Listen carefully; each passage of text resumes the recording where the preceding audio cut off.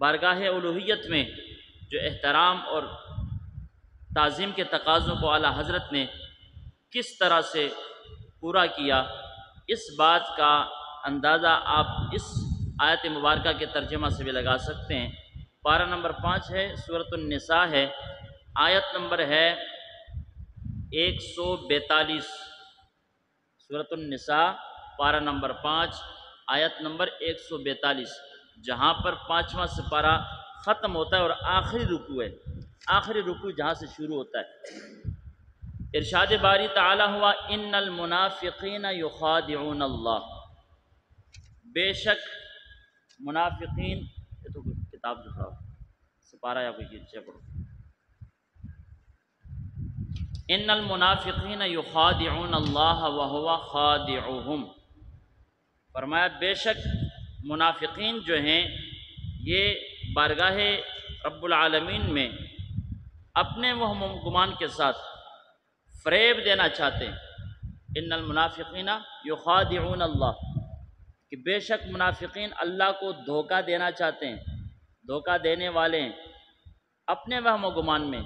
حالانکہ حقیقت یہ ہے کہ رب ذوالجلال کو کوئی دھوکہ نہیں دے سکتا، اللہ کے ساتھ کوئی فریب نہیں کھیل سکتا، اللہ کے ساتھ کوئی چال نہیں چل سکتا۔ چال تو وہ اس کے ساتھ چلا جاتا ہے جو ظاہر کا یا پس پشت پوشیدہ کا بے خبر ہو۔ اللہ وحدہ لا شریک کی ذات تو وہ ہے جس نے ظاہر کو بھی پیدا کیا، جس نے باطن کو بھی پیدا کیا، وہ تو ظاہر اور باطن سے ہر لحاظ سے باخبر ہے، اس سے تو کوئی چیز پوشیدہ ہے نہیں، تو رب کو دھوکہ کیسے دیا جا سکتا ہے؟ یہاں منافقین کا ذکر ہوتا ہے سورۃ النساء آیت نمبر 142 کے اندر، فرمایا ان المنافقین یخادعون اللہ، بے شک منافقین وہ دھوکہ دیتے ہیں، فریب دیتے ہیں اللہ رب العالمین کو اپنے گمان میں، وہ سمجھتے ہیں کہ شاید ہم بھی اللہ کو دھوکہ دے سکتے ہیں، اس معنی میں ہے، حقیقت میں اللہ کو دھوکہ کوئی دے سکتا نہیں۔ رب دھوکہ دینے سے بھی پاک ہے، رب دھوکہ کھانے سے بھی پاک ہے اللہ رب العالمین۔ کیوں؟ کیونکہ دھوکہ دینا یہ بھی مخلوق کی صفت ہے، منافق کی صفت ہے، اس کی خصلت ہے کسی کو دھوکہ دینا، اور کسی سے دھوکہ کھانا یہ بھی اس کی صفت ہے جو ناقص ہو کسی پہلو سے۔ اللہ تو ناقص ہے ہی نہیں، اللہ رب العالمین کے ذات میں تو کوئی نقص ہے ہی نہیں، وہ تو ہر نقص سے، ہر عیب سے پاک ہے، ہر شک اور تردد سے پاک ہے، وہ تو ہر کمی سے پاک ہے، ہر غفلت سے پاک ہے۔ فرمایا کہ منافقین دھوکہ دیتے ہیں اللہ کو، دھوکہ دینا چاہتے ہیں اللہ کو، وَهُوَ خَادِعُهُمْ، اور وہی انہیں غافل کر کے مارے گا۔ دیکھیں یخادعون اللہ، اور اسی سے اس میں فاعل کا صیغہ خادعہم، لفظ ایک ہے لیکن ایک کی نسبت منافقین کی طرف ہے، ایک جگہ نسبت اللہ رب العالمین کی طرف ہے کہ منافقین اللہ کو دھوکہ دینا چاہتے ہیں، اور اللہ وَهُوَ خَادِعُهُمْ، وہی ان کو، اگر لفظی ترجمہ کیا جائے وہی ترجمہ، تو کوئی ناسمجھ بندہ لاپرواہی کا شکار ہو کے، ناسمجھی کا شکار ہو کے، عدم توجہی کا شکار ہو کے بندہ یہی کہے گا کہ وہی ان کو دھوکہ دینے والا ہے، جو کہ بعض مترجمین نے کہہ دیا، لیکن اعلیٰ حضرت عظیم البرکت کشتہ عشق رسالت امام اہل سنت الشاہ امام احمد رضا خان فاضل بریلی رحمۃ اللہ تعالی علیہ، آپ فرماتے ہیں کہ بے شک منافقین اللہ کو دھوکہ دینا چاہتے ہیں، دے نہیں سکتے، وَهُوَ خَادِعُهُمْ، وہ چونکہ دھوکہ دینے سے پاک ہیں، اس کے شان شایان یہ لفظ دھوکہ کی نسبت اس کے طرف نہیں کی جا سکتی، فریب اور چال چلنے کی نسبت اس کی طرف نہیں کی جا سکتی۔ اللہ انہیں کیا کرتا ہے؟ وَهُوَ خَادِعُهُمْ، اللہ ان منافقین کو غافل کر کے مار دے گا، غافل کر کے مار دے گا، اپنی زندگی اپنا معاملات میں انہیں شعور تک نہیں واقع رہے گا، رب انہیں غافل کر کے مارے گا۔ اب اللہ جسے چاہے غافل فرما دے، یہ رب کی شان ہے کہ اللہ کسی کو غافل کر دے، کسی کی توجہ کسی جانب سے ہٹا دے، یہ اللہ اس کی شان کے، لیکن اللہ کسی کو دھوکہ، بولیے سارے، اللہ کسی کو دھوکہ دینے والا، اللہ کسی کو دھوکہ نہیں دیتا، اللہ کسی سے فریب نہیں کرتا، اللہ کسی سے چال نہیں چلتا، وہ بادشاہ ہے کل جہان کا، اسے چال چلنے کی ضرورت کیا ہے؟ وہ تو جب چاہے کچھ سے کچھ بنا دے اور جب چاہے ہر کچھ فنا فرما دے، یہ تو اس کے شان کے لائق ہے۔ تو فرمایا اعلیٰ حضرت نے کہ وہ ان کو غافل کر کے مارے گا۔ اور جہاں تک دوسرے مترجمین کی بات ہے جنہوں نے اس لفظ کا ترجمہ کیا، ذات الوہیت کو ملحوظ نہیں رکھا، اس کے ادب اور احترام اور کے تقاضوں کو پورا نہیں کیا، اور اسی طرح ناسمجھی میں لاپرواہی میں انہوں نے ترجمہ کیا اسی لفظ کا۔ دیکھیں یہ میرے پاس اعلیٰ حضرت کا ترجمہ کنز الایمان شریف، مفتی احمد یار خان نعیمی کی تفسیر موجود ہے، یہ میرے پاس ترجمہ ہے جناب مفتی محمود الحسن صاحب جو کہ مکتبہ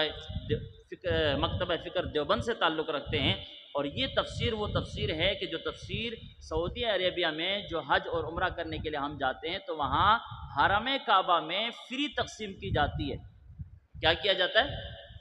فری حاجیوں کو گفٹ، بطور گفٹ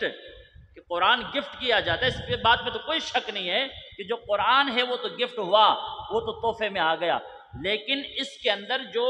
خامیاں ہیں ترجمے کے اندر، اور جو اللہ اور اس کے حبیب صلی اللہ علیہ وسلم کے ذات بابرکات کے حوالے سے تعظیم کو پامال کیا گیا ہے، بے ادبی کے تقاضوں کو پورا کیا گیا ہے، بے حرمتی کا لحاظ بدرجہ اولا رکھا گیا ہے، اس بے حرمتی کو عدم توجہی کی وجہ سے بے حرمتی کو جناب والا انہوں نے اختیار کیا ہے، وہ سمجھیں آپ۔ فرمایا کہ ان المنافقین یخادعون اللہ، بے شک منافقین دغا بازی کرتے ہیں اللہ سے،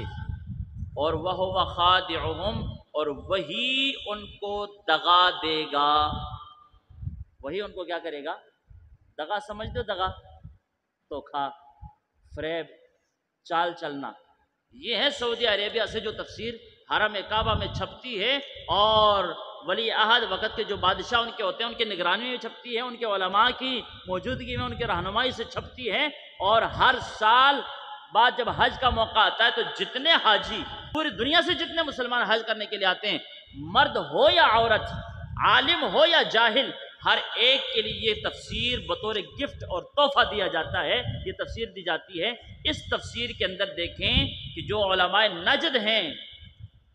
جو علماء وہابیہ ہیں، جن کا تعلق نجد سے رہا، جنہوں نے ملحوظ خاطر نہیں رکھا اللہ کی ذات کے ادب اور احترام کو، انہوں نے کہہ دیا وَهُوَ خَادِعُهُمْ، اللہ کو منافقین دغا بازی کرتے ہیں اللہ سے، اور وہی ان کو دغا دے گا، وہی ان کو دغا دے گا۔ بھئی رب دغا دیتا ہے؟ بولو یار،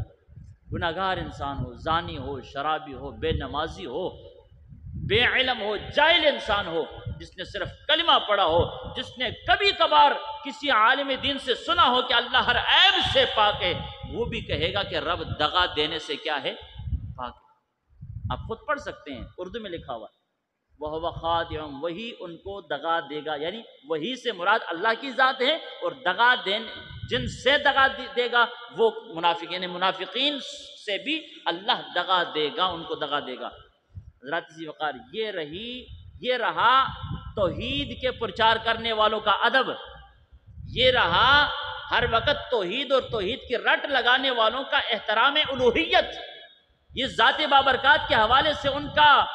جو ہے موقف اور منشور یہ رہا تمہارے سامنے۔ اور اعلیٰ حضرت علیہ الرحمہ نے اسی لفظ کا ترجمہ، جس کو آداب الوہیت کو ملحوظ رکھتے ہوئے فرمایا منافقین اللہ تعالیٰ کو فریب دیا چاہتے ہیں، اور وہی انہیں غافل کر کے مارے گا۔ اب رب کسی دشمن سے انتقام لے تو غافل کر کے تو مار دیتا ہے، یہ اس کی شان ہے، کسی کو غافل کر کے مارے، کسی کو بات سمجھ میں نہ آنے دے، یہ تو اس کی شان ہے۔ لیکن رب بھی منافقوں کی طرح ان کو مقابلے میں بدلے میں انہیں دغا دے، یہ بات سمجھ سے بالاتر ہے مسلمانوں۔ اس لیے ہم کہتے ہیں کہ اعلیٰ حضرت امام اہل سنت کشتہ عشق رسالت الشاہ امام احمد رضا خان فاضل بریلی رحمۃ اللہ تعالی علیہ کا وہ یہ ترجمہ کنز الایمان شریف اپنے گھر میں رکھیں، اپنے بچوں کی تربیت میں شامل کریں، اپنے بچوں کی تعلیم میں شامل کریں، خود سے پڑھیں، پھر تمہیں پتہ چلے کہ آداب الوہیت کیا ہوتے ہیں، اور آداب الوہیت کے حوالے سے بے احتیاطیاں اور لاپرواہی کیا چیز ہوتی ہے۔ یہ اللہ رب العالمین کے بارگاہ میں جن مترجمین نے عدم توجہی کو رکھا، لاپرواہی کی اور بے احتیاطی کے طور پر آداب الوہیت کے تقاضوں کو پورا نہ کر سکے، میں تو غفلت ہی کہوں گا کہ غفلت کے شکار ہوئے، اور اعلیٰ حضرت